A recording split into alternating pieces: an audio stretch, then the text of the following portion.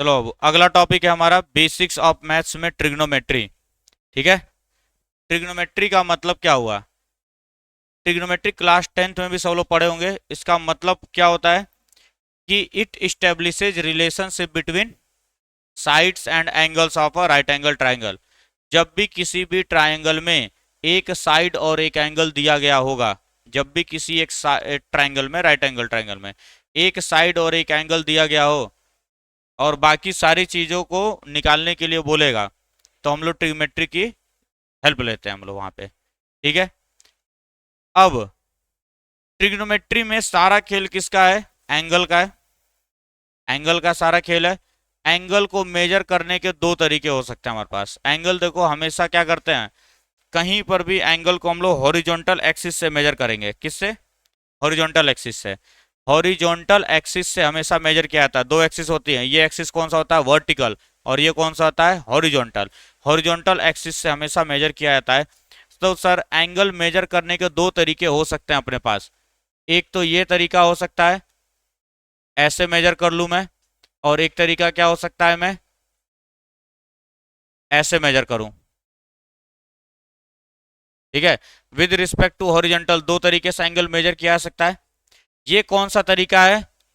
Anti clockwise, घड़ी के दिशा में। जब भी मैं एंटी क्लॉकवाइज एंगल को मेजर करूंगा तो एंगल जो होगा हमारा, suppose this is our theta angle, तो थीटा की वैल्यू क्या होगी? पॉजिटिव होगी। और जब मैं घड़ी की दिशा में क्लॉकवाइज सेंस में जब एंगल को मेजर करता हूं तो थीटा क्या हो जाएगा? नेगेटिव हो जाएगा। क्लॉकवाइज सेंस में थीटा कितना होगा? नेगेटिव होगा। और एंटी क्लॉकवाइज में क्या होगा? पॉजिटिव होगा। ठीक है। ये सबसे बेसिक सी चीज है। अब जो system of measurement of angle, angle को मेजर करने के लिए हमने कई सारे सिस्टम्स बनाए हैं। पहला होता है सेक्साजेसिमल सिस्टम, दूसरा होता है हमारा सेंटीसीमल या उसी को ग्रेडिंग सिस्टम भी बोलते हैं, और तीसरा हमारा सर्कुलर सिस्टम होता है। ठीक है। तो सबसे पहले वो तो नोट्स में से देख लेना, नोट्स में से ही देख लेना, ये सिस्टम के बारे में पूछा नहीं जाएगा, बस बेसिक में बताया था। तीन तरह के सिस्टम होते हैं। एक होता है हमारा सेक्साजेसिमल सिस्टम, सेक्साजेसिमल सिस्टम होता है, सेक्साजेसिमल होगा। और एक होता है सेंटीसिमल या ग्रेडिंग सिस्टम बोलते हैं हम लोग, सेक्साजेसिमल सिस्टम। दूसरा होता है हमारा सेंटीसिमल या ग्रेडिंग सिस्टम।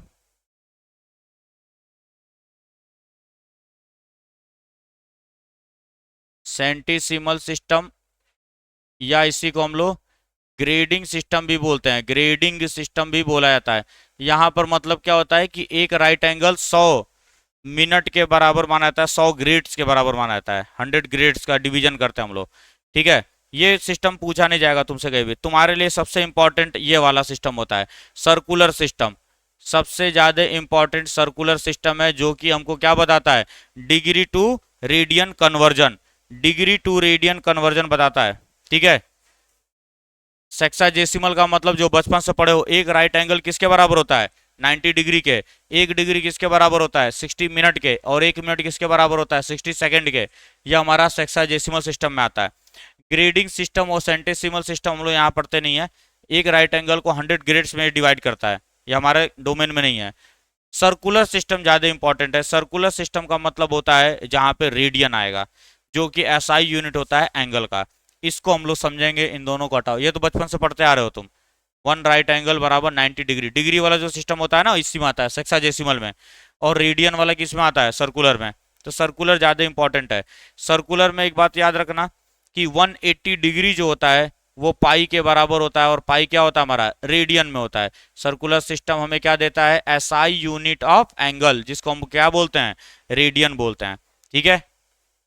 तो 180 डिग्री किसके बराबर होता है? पाई रेडियन के बराबर होता है। Radian is a dimensionless quantity, dimensionless quantity होती है, रेडियन का कोई यूनिट नहीं होता है, मतलब आरईडी लिखते हैं हम लोग।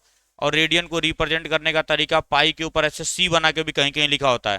ठीक है। ये भी सिंबल हमारा रेडियन का ही होता है। ठीक, इससे अधिक तुमको इसमें नहीं जानना है। मेन चीज, अब आगे बढ़ते हैं। कन्वर्जन कैसे किया जाएगा? सबसे इंपॉर्टेंट चीज, कन्वर्जन कैसे किया जाएगा? सपोज करो तुम्हें दिया गया है 30 डिग्री, और इसको मैं बोलता हूं किसमें चेंज करो? इनटू रेडियंस में। तो यहां से तुमको एक बात पता चल रही है कि एक डिग्री में पाई बाई 180 डिग्री रेडियन होगा कि नहीं होगा? 1 डिग्री में ये नीचे चला जाएगा। पाई बाई 180 कितना क्या होता है? रेडियन होता है। 1 डिग्री में पाई बाई 180 रेडियन, तो 30 डिग्री में कितना? अरे एक टॉफी का दाम इतना है तो 30 टॉफी का दाम इंटू 30 कर देंगे। इंटू 30 किया जाएगा क्या? तो ये हो जाएगा 30 degree multiplied by pi by 180 degree, कटेगा 6 टाइम्स, तो क्या आएगा? Pi by 6। मतलब 30 डिग्री को हम लोग क्या लिख सकते हैं? पाई बाई 6 लिख सकते हैं। 30 डिग्री को हम लोग पाई बाई 6 लिख सकते हैं। इसी तरीके से मान लो 90 डिग्री है, तो 90 degree multiplied by pi by 180 degree कितना हो जाएगा? ये पाई बाई 2। याद रखने का सिंपल सा तरीका, डिग्री जब लिखा गया है तो डिनोमिनेटर में डिग्री होगा तभी कैंसिल आउट होगा, तो 180 नीचे लिख देना, पाई बाई 180, पाई बाई 180। अब मान लो तुमको दिया गया है 2 पाई बाई 3 और मैंने बोला इसको डिग्री में चेंज करो। 2 पाई बाई 3 को डिग्री में चेंज करना है, मतलब radian to degree, radian to degree,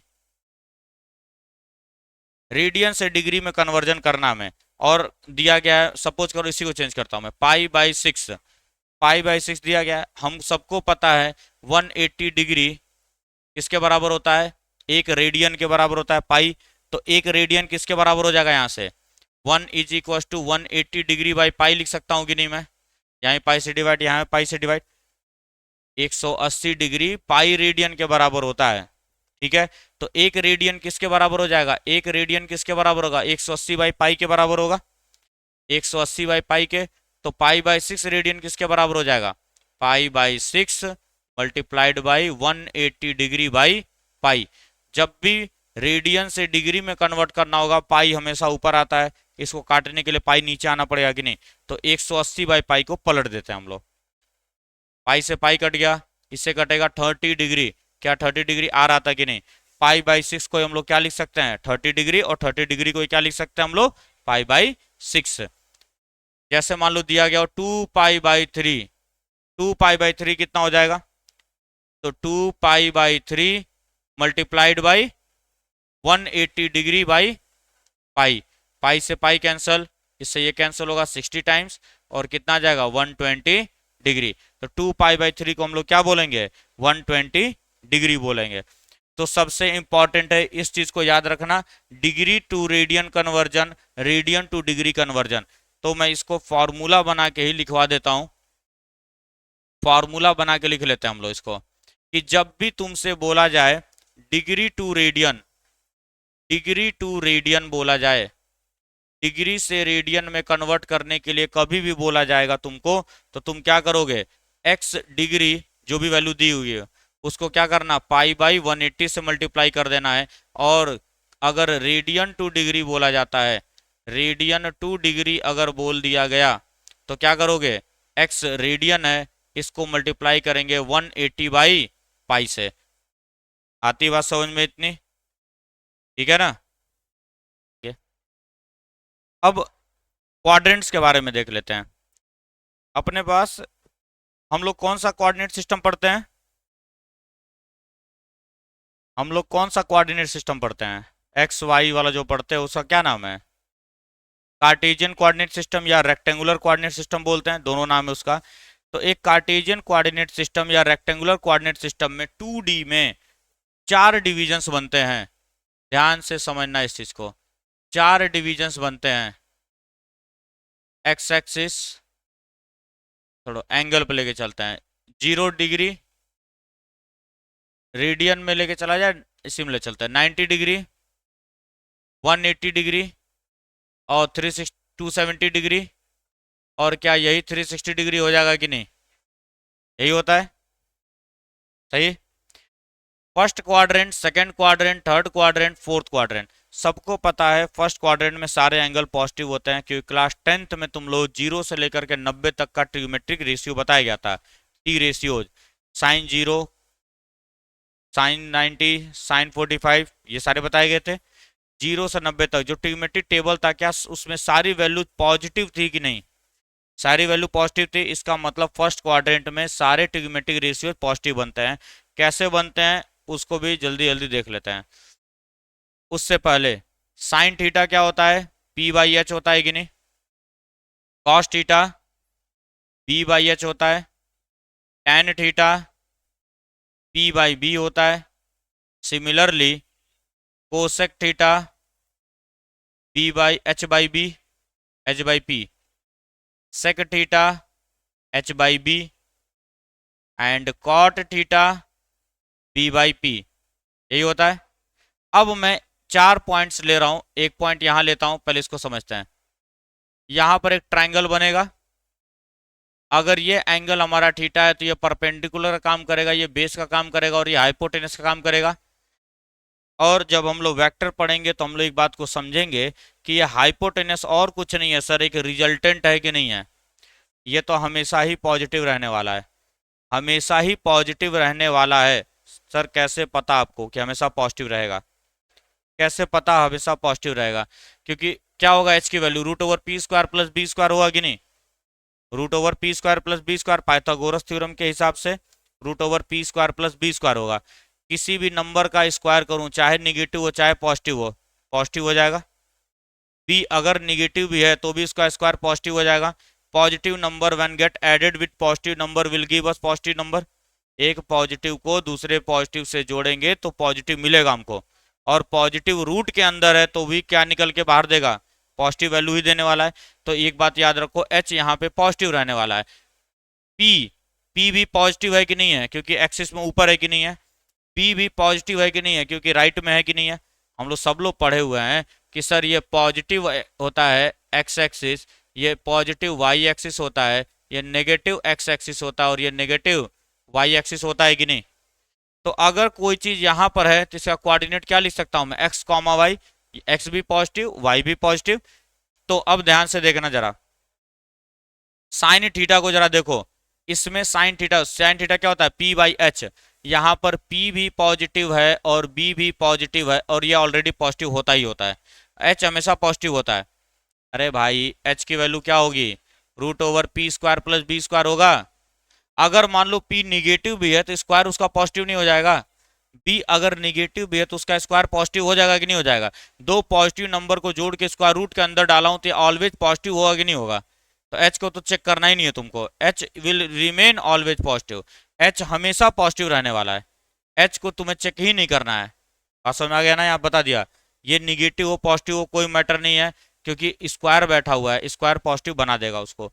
B negative हो या पॉजिटिव हो कोई फर्क नहीं पड़ता, लेकिन बी स्क्वायर तो पॉजिटिव होगा। Positive number positive number positive number, सही है। अब यहाँ ध्यान से देखो, P पॉजिटिव है और H भी पॉजिटिव है, P बाई एच का रेशियो साइन होता है कि नहीं? इसका मतलब यहाँ पे साइन पॉजिटिव हो जाएगा कि नहीं? उसी तरीके से आओ कॉस थीटा देखो, B बाई एच, B भी पॉजिटिव H भी पॉजिटिव, क्या ये भी पॉजिटिव हो गया? यहाँ पर आओ, P और B पॉजिटिव, P और पॉजिटिव, ये भी पॉजिटिव, तो ये भी पॉजिटिव है, पॉजिटिव पॉजिटिव वैल्यू देगा। दैट मीन्स टेन थीटा भी पॉजिटिव आएगा कि नहीं आएगा? अब इन्हीं तीनों का ये उल्टा होता है कि नहीं? जब ये पॉजिटिव हैं तो ये भी पॉजिटिव होंगे, इसीलिए बोला जाता है all angles are positive, all trigonometric ratios are positive. A second quadrant में चलो, मैं यहाँ एक पॉइंट लेता हूं, फिर से यहाँ पे एक ट्रायंगल बनाते हैं। Suppose this is hour angle, ये परपेंडिकुलर हो जाएगा, ये बेस हो जाएगा और ये हाइपोटेनस हो जाएगा। यहाँ देखो परपेंडिकुलर अभी पॉजिटिव है कि नहीं है? ऊपर है, लेकिन बेस पीछे आ गया। बेस कितना हो गया? नेगेटिव हो गया कि नहीं? बेस नेगेटिव हो गया ना, क्योंकि ओरिजिन से पीछे की तरफ चला हूं मैं। अरे भाई इसका कोऑर्डिनेट क्या लिखोगे तुम? -3, मान लो ये 3 है, -3, 2 यही होगा ना कोऑर्डिनेट। तो एक्स एक्सिस निगेटिव हो गया, वाई एक्सिस पॉजिटिव हो गया, और एक्स एक्सिस को मैंने क्या बोला है? बी, और वाई एक्सिस को क्या बोला मैंने? पी। तो अब ध्यान से सुनो, P पॉजिटिव है, H तो ऑलरेडी पॉजिटिव होगा। देखो यहाँ B निगेटिव हो गया है, लेकिन B का स्क्वायर पॉजिटिव हो जाएगा, पॉजिटिव प्लस पॉजिटिव पॉजिटिव देगा हमको। इसका मतलब क्या हुआ सर? अब B जिसके भी इसके में आता होगा सब निगेटिव हो जाएंगे कि नहीं? तो देखो यहाँ B आ रहा है कि नहीं आ रहा है? तो मतलब कॉस थीटा नेगेटिव। यहाँ भी B आ रहा है कि नहीं आ रहा है? मतलब टेन थीटा भी नेगेटिव। लेकिन साइन में P और H आ रहा है कि नहीं? H पॉजिटिव है और P भी पॉजिटिव है कि नहीं है?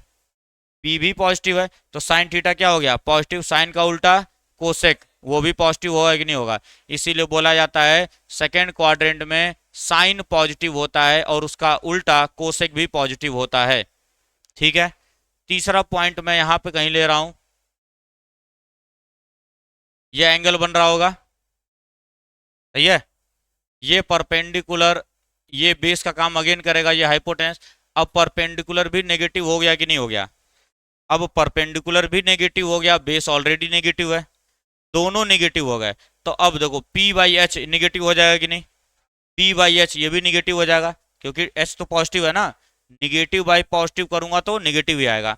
लेकिन यहाँ ध्यान से देखो, पी बाई बी ये भी निगेटिव, ये भी निगेटिव, दोनों निगेटिव मिलकर के क्या बना देंगे? पॉजिटिव बना देंगे। इसीलिए बोला जाता है थर्ड क्वाड्रेंट में tan क्या होता है? पॉजिटिव होता है। आओ जरा फोर्थ क्वाड्रेंट की बात करते हैं। फोर्थ क्वाड्रेंट में अगेन ये ट्राइंगल बनेगा, ये परपेंडिकुलर, ये बेस परपेंडिकुलर क्या हो गया? नेगेटिव हो जाएगा, क्योंकि नीचे बना है कि नहीं? नीचे बना है ना, इस एक्सिस से नीचे है ये पॉइंट, तो ये निगेटिव हो गया। अब जहां जहां पी दिखेगा वो निगेटिव हो जाएंगे। पी दिखा निगेटिव, पी दिखा निगेटिव, लेकिन कॉस में पी आता ही नहीं है, कॉस में बी बाई एच आता है। बी पॉजिटिव, एच तो पॉजिटिव है, मतलब कॉस पॉजिटिव होगा कि नहीं होगा? तो यहाँ पे हो जाता है कॉस पॉजिटिव। इसी को आसान भाषा में हम लोग याद रखते हैं ASTC। फर्स्ट क्वाड्रेंट में all angles are positive, second quadrant में sine cosec are positive, third quadrant में tan cot are positive, fourth quadrant में sec and cos cos are positive. इतनी बात समझ में आ गई क्यों ASTC लिखा जाता है और कैसे ये पॉजिटिव होता है, इसकी भी कहानी तुमको समझा दिया गया। अब बात कर लेते हैं ट्रिग्नोमेट्रिक एंगल्स वगैरह की।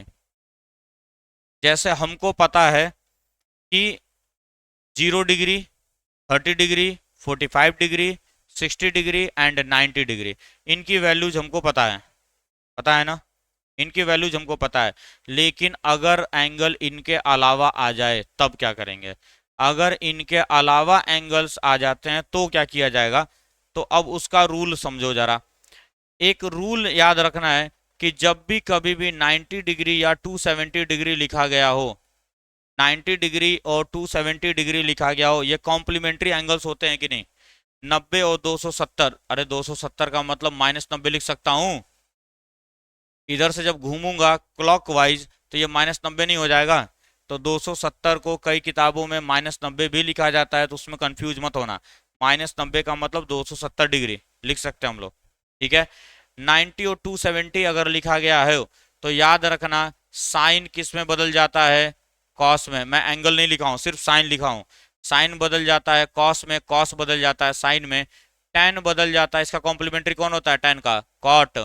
और सेक का कॉम्प्लीमेंट्री कौन होता है?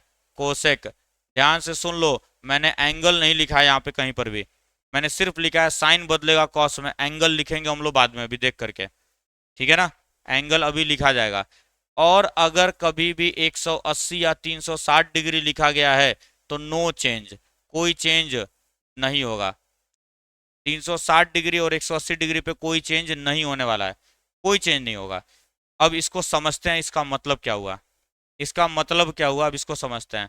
मान लो तुमको दिया गया है sine 90 plus theta, sine 90 degree plus theta, ये दिया गया है। 90 दिखा, साइन किस में बदलेगा?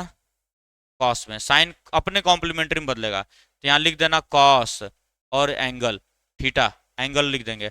अब यहाँ पे साइन क्या आएगा वो ये डिफाइन करता है, ये बताएगा। साइन 90 प्लस थीटा ये कौन से क्वाड्रेंट में जाएगा? 90 प्लस थीटा किस क्वाड्रेंट में जाएगा? सेकेंड क्वाड्रेंट में। ये होगा सेकेंड क्वाड्रेंट में, और सेकेंड क्वाड्रेंट में ये गवर्न करेगा। पिताजी ये है ना, ये तो पैदा हुए हैं, तो ये बताएगा ना कौन सी प्रॉपर्टीज के अंदर जाएगी, इसको देखना है। साइन का साइन क्या होता है सेकेंड क्वाड्रेंट में? पॉजिटिव होता है ना, साइन का साइन पॉजिटिव होता है, तो यहाँ पॉजिटिव लग जाएगा। मतलब साइन 90 प्लस थीटा कितना आएगा? कॉस थीटा आता है। इसी तरीके से मान लो मैंने दिया tan 90 डिग्री प्लस थीटा, बताना बाबू tan किस में बदलेगा? 90 दिखा, tan किस में बदलेगा? कॉट में। tan 90 प्लस थीटा कहाँ पर होता है? सेकेंड क्वाड्रेंट में। सेकेंड में tan क्या होता है? नेगेटिव होता है, तो यहाँ क्या रखेंगे? Negative minus cot theta. इसी तरीके से चलते हैं आगे। मान लो मैंने बोला cos 180 डिग्री प्लस थीटा, चलो माइनस भी देख लेते हैं, माइनस थीटा 180 पे बदलेगा? 180 पे बदलेगा? नो चेंज, कोई चेंज नहीं। कॉस को कॉस ही लिखेंगे हम लोग, कॉस थीटा। 180 माइनस थीटा कौन से क्वाड्रेंट में होगा? सेकंड क्वाड्रेंट में होगा, 180 में से घटा रहे हैं हम लोग, 180 में से घटाएंगे तो सेकंड क्वाड्रेंट में आएगा, और सेकंड में कॉस क्या होता है, निगेटिव, तो यहाँ लगाएंगे निगेटिव।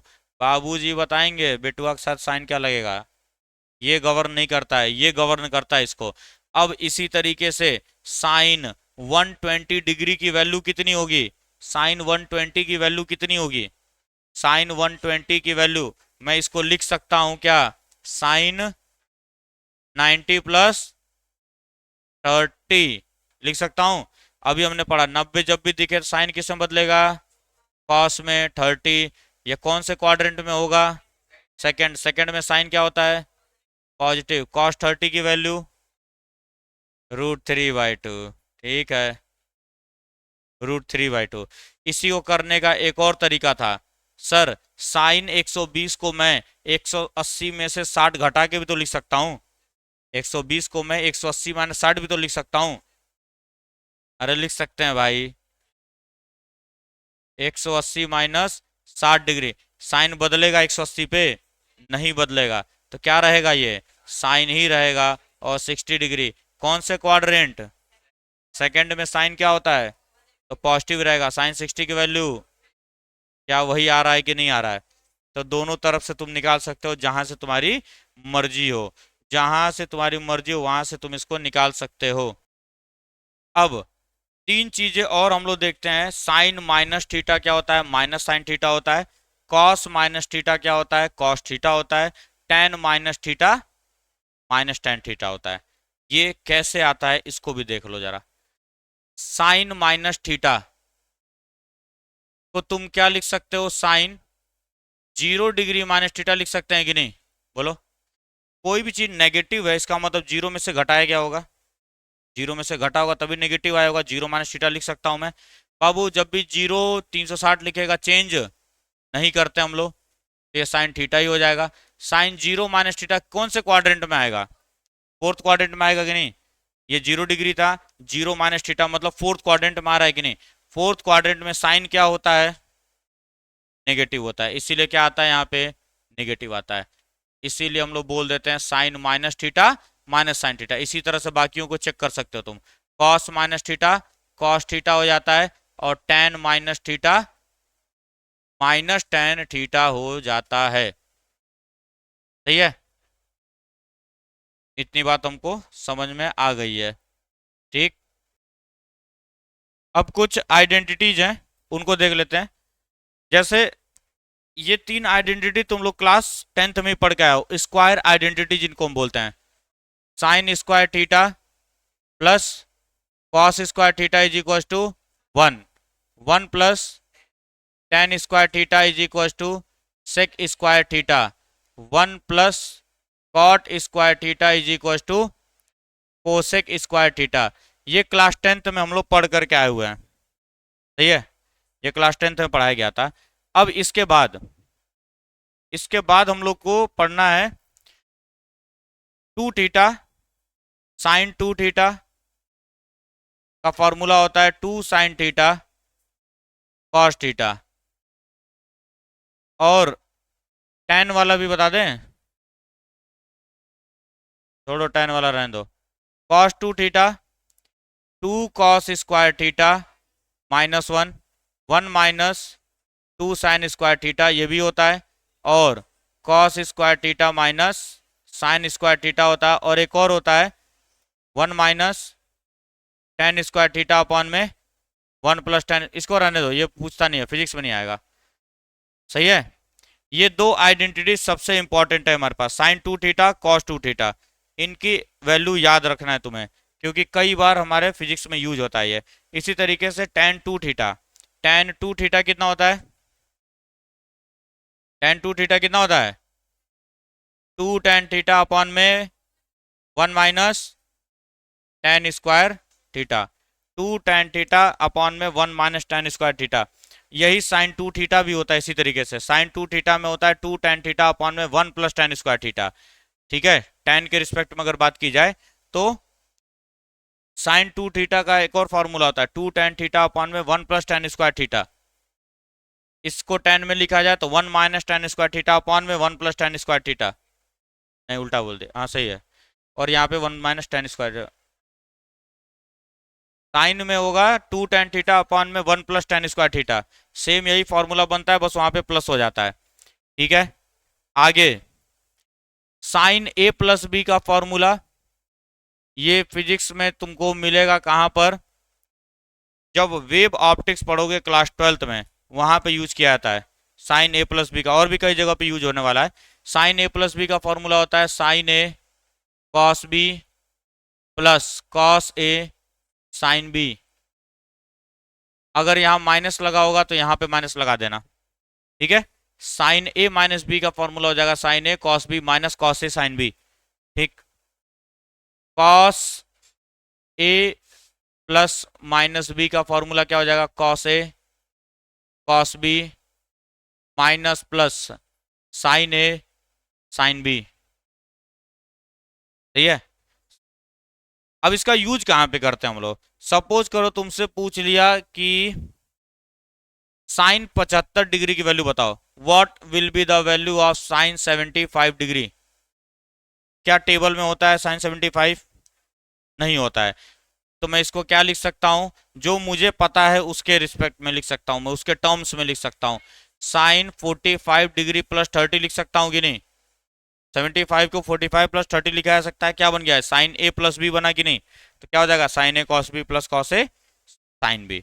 जैसे मान लो ये फॉर्मूला लगा देंगे, साइन 15 डिग्री तुमसे पूछ लिया कितना होता है, साइन 15 डिग्री पता है, टेबल में नहीं पता हमको, लेकिन मैं इसको क्या लिख सकता हूँ, 45 - 30 लिख सकता हूँ कि नहीं।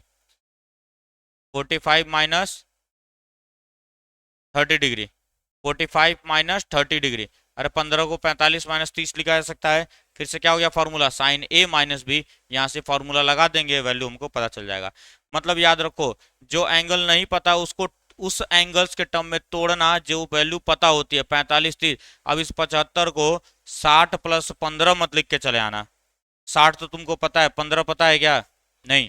तो उन्हीं दो एंगल्स में तोड़ना जिसका टेबल में वैल्यू पता होती है। सही है, 75 को हम लोग 60 + 15 भी लिख सकते हैं, लेकिन 60 की वैल्यू तो पता है हमको, सारी 60 tan 60 sin 60 सब पता है, लेकिन 15 पता है क्या, नहीं, 15 हमको नहीं पता है। तो उन्हीं वैल्यूज में तोड़ना जो ट्रिग्नोमेट्री टेबल में दिए गए हों, उन्हीं वैल्यूज में तोड़ा जाता है। उसके बाद से ये फॉर्मूला हम लोग लगा देंगे, बस इतना ही है ट्रिग्नोमेट्री में, इससे ज्यादा ट्रिग्नोमेट्री में कुछ नहीं पूछेगा, और अगर पूछता है तो हम लोग बीच बीच में बात करते रहेंगे। ट्रिग्नोमेट्री में इतना ही है हमारे पास।